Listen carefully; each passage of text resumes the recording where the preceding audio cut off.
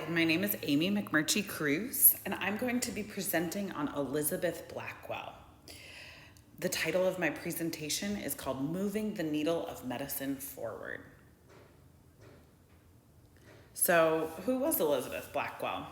Well, she was the first woman to become recognized as a doctor in Western medicine. When I say Western medicine, I mean primarily within the United States and in Europe.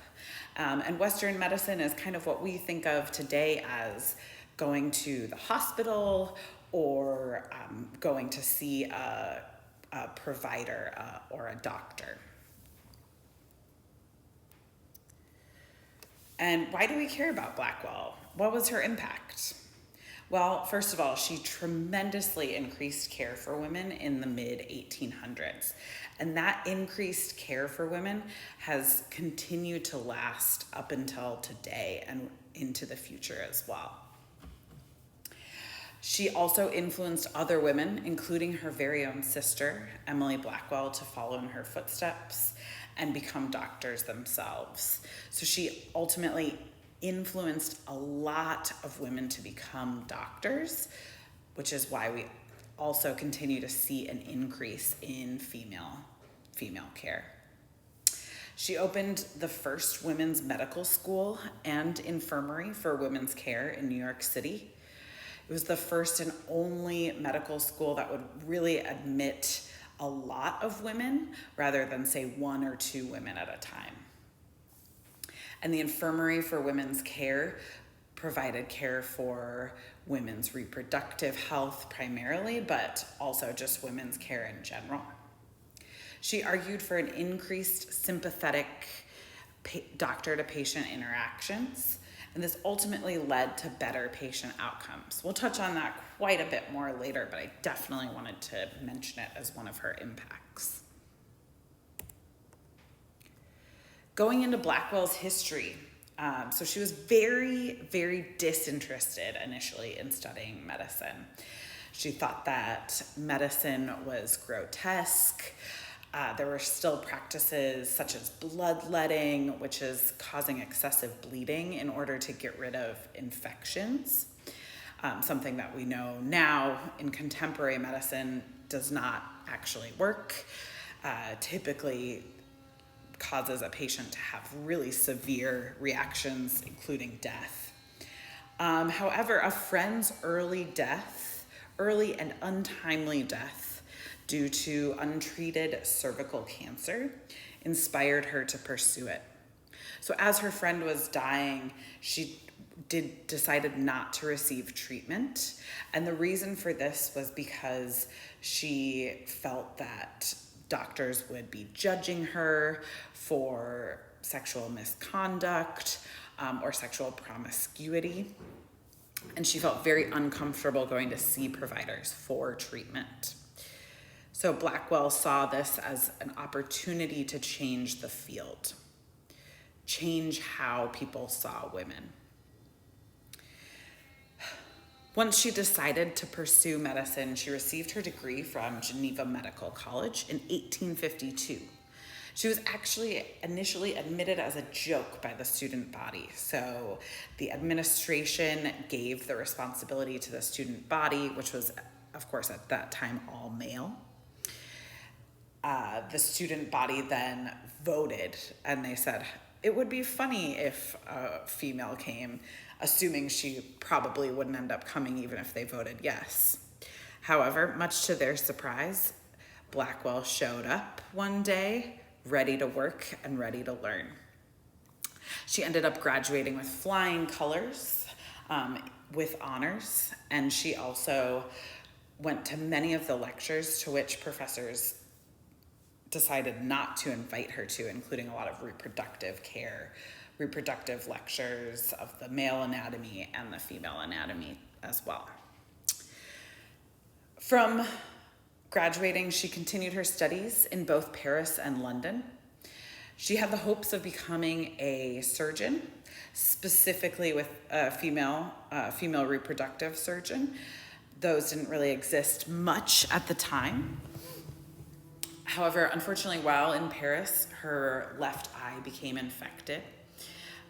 therefore thwarting her dreams of becoming a surgeon.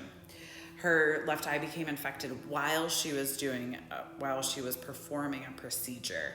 At that time in medicine, germs were not really as understood as they are today, and so doctors didn't use protective gear such as goggles in order to avoid germs unnecessarily entering the body.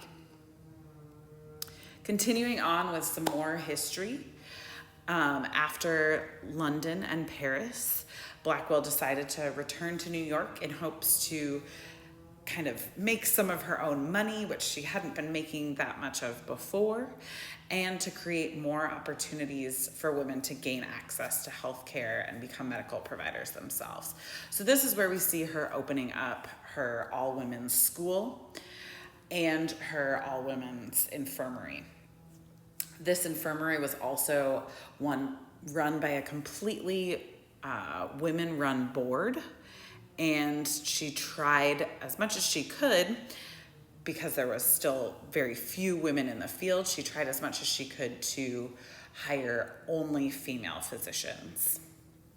Later on in life, Blackwell became a writer, and much of her writing discussed the importance of sympathetic patient interactions and thorough bedside care. And we'll, again, get into that just a little bit more in the next slide, because I really want to do that justice. And by the time of Blackwell's death in 1910, there were 9,000 female physicians practicing in the United States. So that's a big jump from 0 before 1852. And today we see 35% of physicians are female. We also see a significant increase in the number of women identifying folks who who go to medical school as well. And I apologize, the top text is actually supposed to say 1857 rather than 1957. And so kind of discussing a little bit more those sympathetic patient interactions. So what does that really mean? That means when a patient is seen by a doctor, the doctor takes the time to actually get to know that patient, understand where they're coming from, who they are, their background, and really sit and listen to what their worries are and what their symptoms are as well.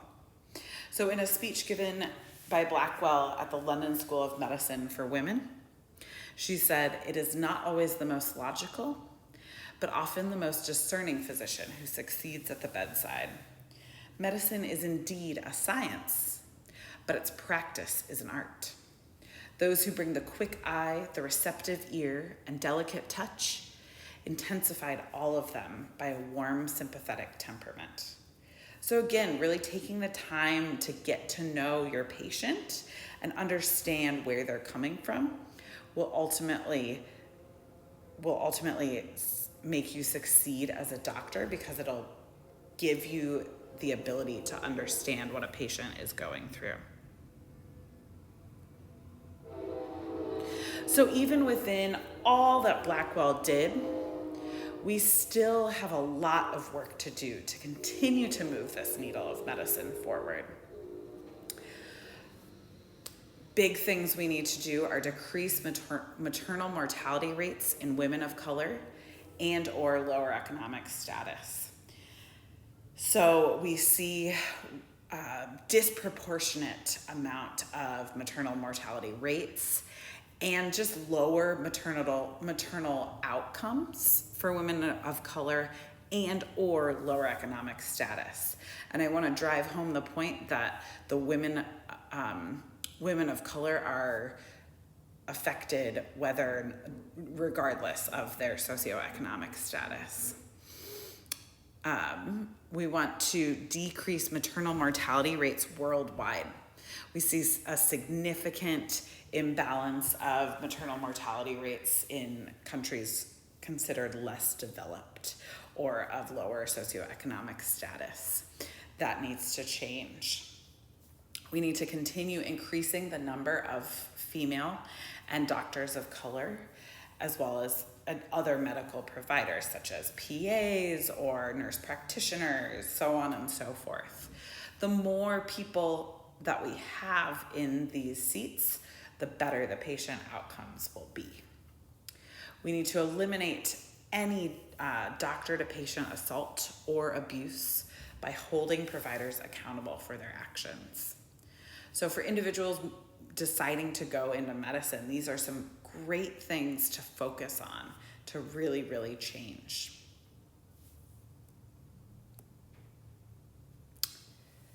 And again, going back to Blackwell, if a society will not admit of women's free development, the society must be remodeled. So Elizabeth Blackwell started to do some of that remodeling, and her impact has been large. However, we still do have a lot of room to grow. In conclusion, while Blackwell started a movement for women's healthcare, as I mentioned before, we continue to have room to improve, and we can utilize the foundation laid by Blackwell and others to continue to evolve medicine and the healing arts in general. We are the ones who will be the next canvassers for change. And then this is just a little handout that I would have given if I were giving this presentation in person. I do hope to present this to some students that I teach to kind of give them some inspiration. And that is pretty much it. This is my bibliography.